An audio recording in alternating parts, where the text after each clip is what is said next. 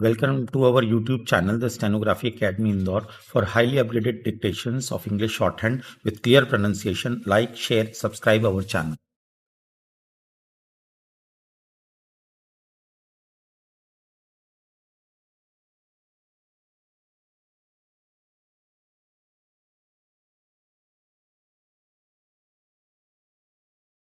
Transcription number 127, Kailash Chandra, 80 words per minute, 1000 words. Kindly be ready.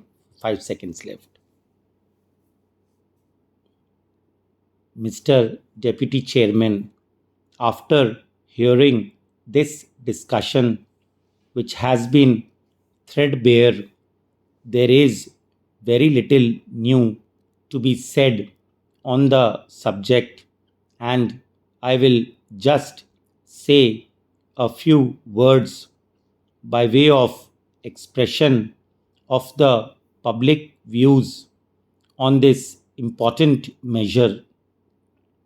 As we have seen since morning, there is no section of the House which has welcomed this measure. This is apprehended to be unnecessary because we have seen there are two main things as far as this amending bill is concerned. One is in regard to the summary eviction of the occupants, and the other is unauthorized occupation. I would like to say that it may be that administratively the government is faced with some difficulty, but as it has been stressed in this house, this question is more of a human nature than of any other administrative difficulty. Who are the people who are affected by this measure? In the first instance, they are very poor people who are living in slums and in those undesirable conditions, or they are refugees from Pakistan. We have seen that even rich people who came to India as refugees have had to take shelter in any corner or in the verandas or on the pavements wherever they could find a little accommodation, and they have lived for years under conditions which were most unhealthy and undesirable.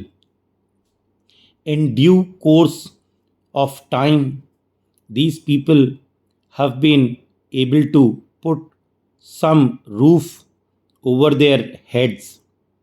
As it is, it seems that the provisions which are sought to be provided in this amending bill are very innocuous.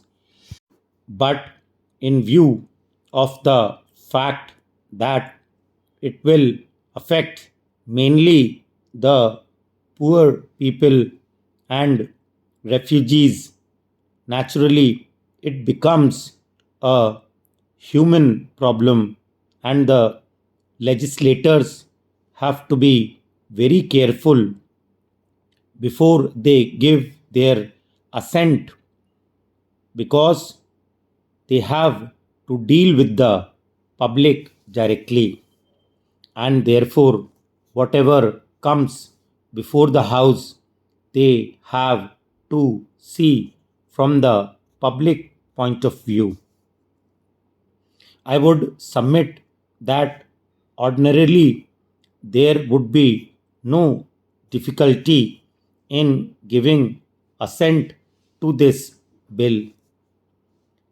Firstly, even when they occupied the premises, they had to face real harassment at the hands of the municipalities and also the improvement trust and others.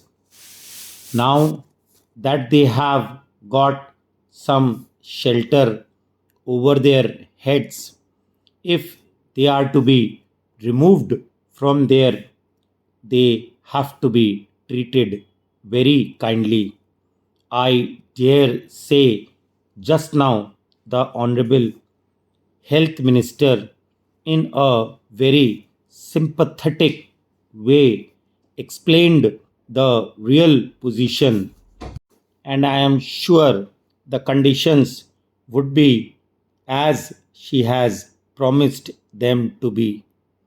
But even then, we will have to take the extreme cases and see that these unfortunate people who were at one time middle class people or even rich people and are today refugees do not have to run from pillar to post for even a little space and a little shelter over their heads. If due to some mistake of the authorities or red tapeism or due to ordinary administrative difficulties, the lower authorities take a strong view of it, then their conditions would become really harassing and very inconvenient. I would therefore submit that this summary eviction is a great sting in dealing with such kind of people who are very poor and especially who are refugees. As far as the land is concerned or the premises are concerned, government already possesses the authority and power. Now they want to extend this authority even to the houses, and therefore this summary eviction is rather an objectionable thing.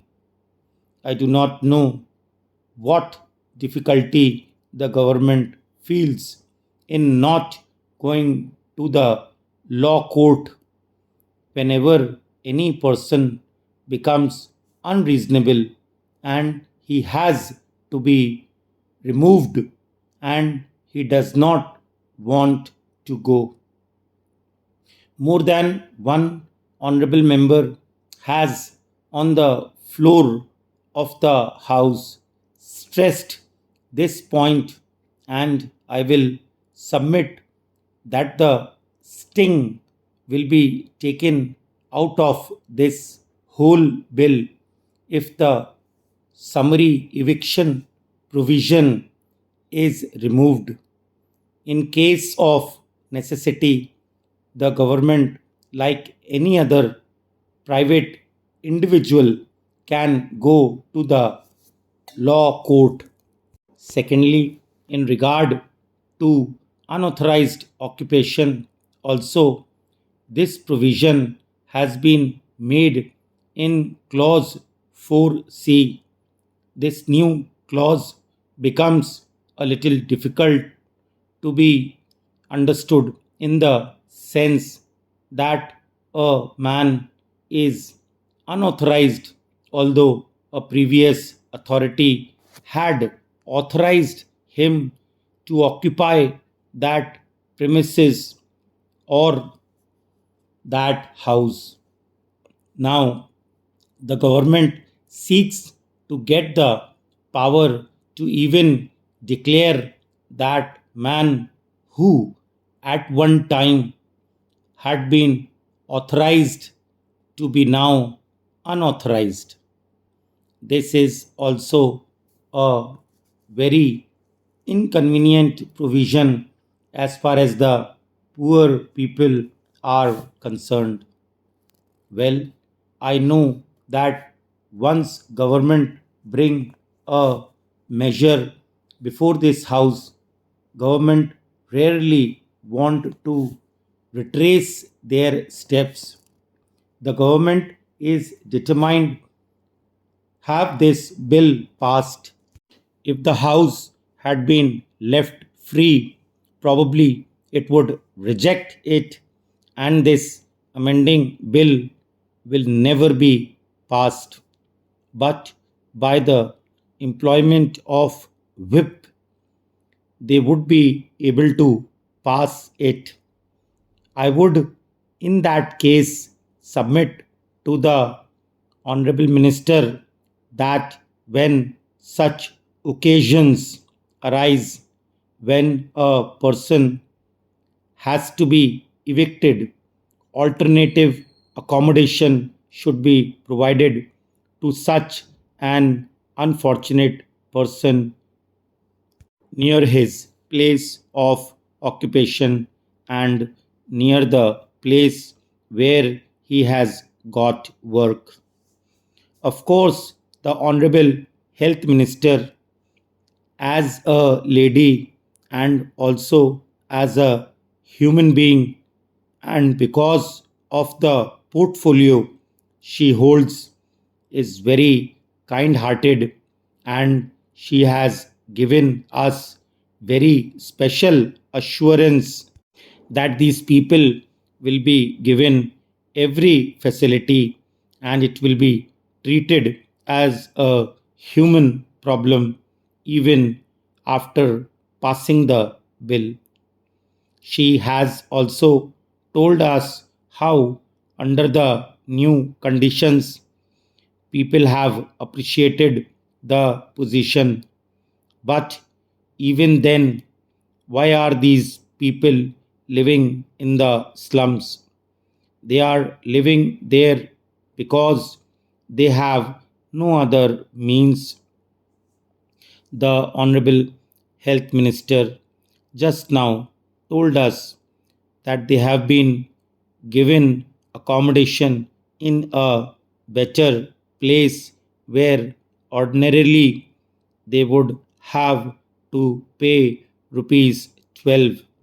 Now they are charged only rupees 6 or half the rate for such poor people.